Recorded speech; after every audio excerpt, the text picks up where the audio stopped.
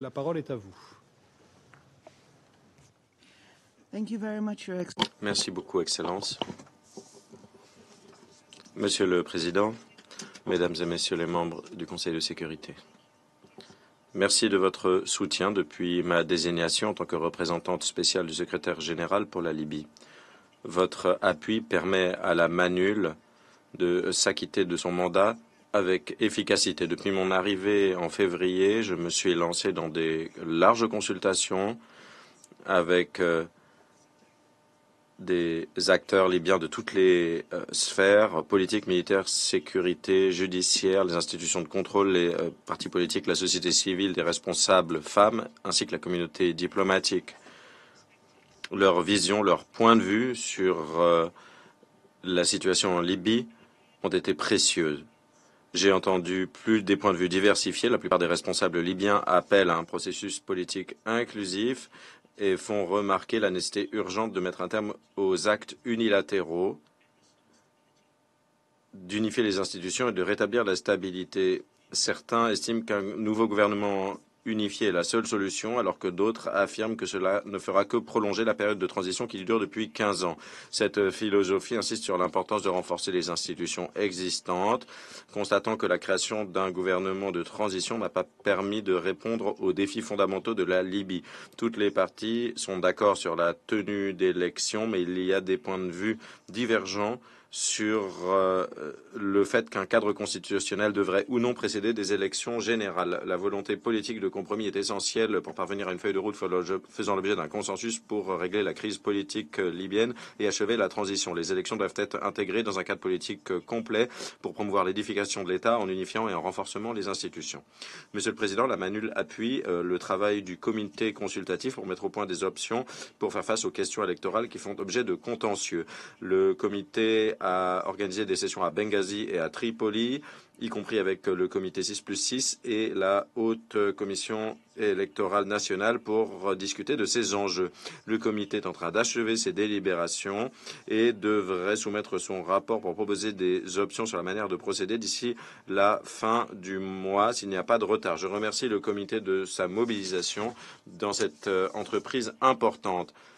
La MANUL évaluera les options et les utilisera en tant que base pour dégager un consensus sur les étapes suivantes concernant un processus conduit par les Libyens. En parallèle, j'ai mené des consultations avec les responsables, les partis politiques, les acteurs de la société civile. Sur la phase suivante de ce processus, j'ai l'intention d'avoir une approche inclusive tenant compte des différentes parties prenantes pour garantir que le résultat bénéficie d'un large soutien libyen, qu'il ne soit pas seulement mené par les Libyens. Au vu des crises récurrentes qui sont de plus en plus fréquentes, j'agirai de manière urgente tout en faisant preuve de prudence pour préserver la stabilité. Monsieur le Président, la crise politique persiste en Libye en raison de la concurrence sur le plan des ressources économiques. Les institutions fragmentées, les actions unilatérales qui creusent les divisions et l'absence de budget unifié aggravent la situation, ce qui crée une instabilité macroéconomique caractérisée par des déficits en termes de change, une inflation et une dépréciation de la monnaie. En parallèle du travail du comité consultatif, la MANUL a travaillé avec des experts économiques pour identifier les réformes nécessaires pour la gestion financière et la viabilité financière. Je continuerai les consultations pour faire avancer les progrès et nous sommes prêts à appuyer les parties prenantes politiques essentielles pour retrouver un accord sur un accord budgétaire unifié pour éviter la crise qui se profile. Le maintien de la dépendance des institutions de contrôle essentielles est essentiel et cela doit être préservé par les acteurs politiques. Il faut notamment des nominations au sein du bureau d'audit national et le retrait des responsables de ces institutions doivent se faire conformément aux dispositions de l'accord politique libyen. L'interruption des transactions d'échange carburant contre pétrole brut de la National Oil Corporation au 1er mars est une évolution positive pour promouvoir davantage de transformations concernant les ventes pétrolières. Nous encourageons le gouvernement à garantir un financement en temps utile des importations de carburant sur la base de la demande nationale. Au vu des accusations mutuelles suite à la dévaluation du dinar la semaine dernière par la Banque centrale, plusieurs parties prenantes libyennes ont suggéré de mener un audit des institutions d'État libyennes essentielles par une compagnie d'audit internationale de premier plan. Cela donnerait davantage de clarté sur la gestion des finances publiques et cela permettrait de d'évaluer les défaillances de ces institutions. Monsieur le Président, l'accord de cessez-le-feu de 2020 tient de manière générale, mais la situation de sécurité reste instable. Dans le cadre d'un renforcement des militaires et d'une compétition hostile concernant un contrôle territorial entre des groupes armés à l'ouest, des mobilisations armées récentes à l'intérieur de Tripoli et autour de Tripoli ont renouvelé les préoccupations concernant un déclenchement de violences potentielles dans la capitale, dans la région du Sud. La restructuration de la consolidation au cours du contrôle des forces armées libyennes nationales continue d'alimenter les tensions avec les parties prenantes locales et ont provoqué des combats intenses et des pertes de vie. À Khartoum, la situation reste fragile tant qu'il y aura pas de volonté politique d'unifier les forces militaires et de sécurité. Pour améliorer la communication et le partage d'informations avec la facilitation de la MANUL, les autorités sécurité et militaires de l'Est et de l'Ouest ont créé des centres de sécurité aux frontières conjoints à Tripoli et bientôt à Benghazi. Ces centres ont pour but d'améliorer la communication et le partage d'informations dans le pays. Monsieur le Président, l'appui des partenaires régionaux et internationaux est essentiel pour la réussite de tout accord politique. En mars, je me suis rendu en Algérie, en Égypte, en Tunisie et en Turquie pour parler des efforts déployés par la MANUL pour renforcer son travail politique et fournir des informations à jour sur l'appui apporté par la MANUL au comité consultatif. J'ai relevé les risques du maintien du statu quo, risque pesant sur l'unité de la Libye et la stabilité régionale. Et je me suis félicité des points de vue formulés sur la manière de sortir de l'impasse politique. Alors que je poursuis ce travail, j'envisage des pistes pour améliorer l'efficacité et le caractère inclusif des mécanismes de coordination existants à l'échelon régional et international pour dégager le soutien nécessaire pour faire avancer le processus politique. Monsieur le Président, l'une des conséquences tragiques de la division des institutions en Libye est le vide dans lequel les acteurs armés perpètrent des violations des droits humains en toute impunité. L'augmentation récente du discours xénophobe et de haine raciste représente une source de préoccupation car ce discours incite à la violence contre les migrants, les demandeurs d'asile, les réfugiés, les organisations humanitaires qui fournissent un appui vital.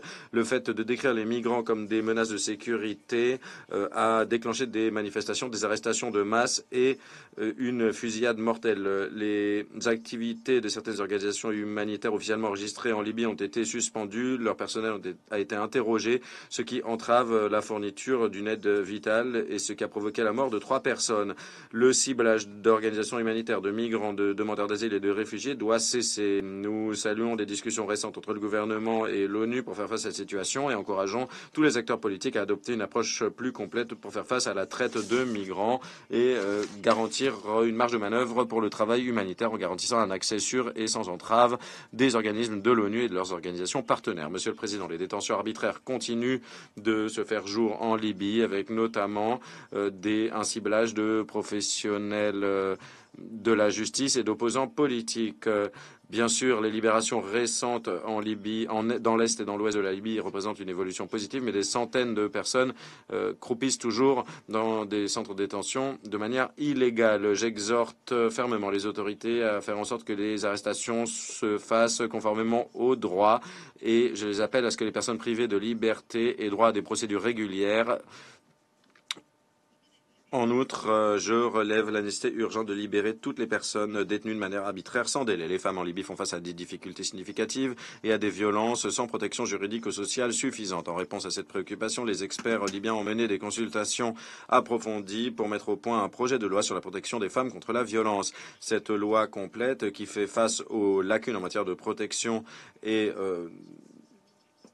une mise en adéquation avec les normes internationales a été entérinée par la Chambre par des membres de la Chambre des représentants en novembre 2023 et a reçu le feu vert du comité législatif en janvier 2024. J'exhorte la Chambre des représentants à accélérer l'adoption de cette loi sans délai. Vu que le processus de réconciliation nationale est devenu de plus en plus polarisé sur le plan politique, l'appel des victimes à la justice, à la vérité et aux réparations n'a pas reçu d'écho. Je réaffirme l'engagement de la MANUL à coopérer avec toutes les parties prenantes libyennes et l'Union africaine pour appuyer un processus de réconciliation fondé sur les droits, axé sur les victimes et inclusif. Monsieur le Président, concernant la seconde phase des élections locales dans 62 municipalités, y compris Tripoli, Benghazi et Sabna, l'enregistrement des votants s'est achevé le 15 avril. Les chiffres préliminaires indiquent que plus de 570 000 personnes se sont enregistrées, inscrites sur les listes électorales, dont 31% sont des femmes. Ces élections sont essentielles pour établir une gouvernance démocratique à la base. De manière globale, la première phase des élections municipales a été couronnée de succès. Cependant, en raison de compétition entre différentes sphères d'influence en l'absence d'un gouvernement unifié dans plusieurs municipalités, les résultats du scrutin n'ont pas été respectés. Les candidats qui ont gagné ont été remplacés par des autorités de facto, comme cela s'est passé à Arawa. Dans d'autres cas, les circonscriptions sont modifiées pendant le processus électoral et l'annonce des résultats prend du retard en raison d'allégations d'ingérence. Les différends concernant les résultats des élections doivent être réglés par le biais des cadres juridiques existants. Il faut respecter la volonté des électeurs en attendant le prochain tour de scrutin. Cela doit être renforcé pour renforcer la préparation institutionnelle pour les élections nationales. Au niveau national, les différends concernant les élections pour la présidence du Haut Conseil d'État restent non réglés, ce qui affaiblit cette institution. J'exhorte les membres à trouver une solution de compromis. Monsieur le Président, chaque jour, les citoyens libyens font face à des crises récurrentes, qu'elles soient économiques, sécuritaires ou politiques.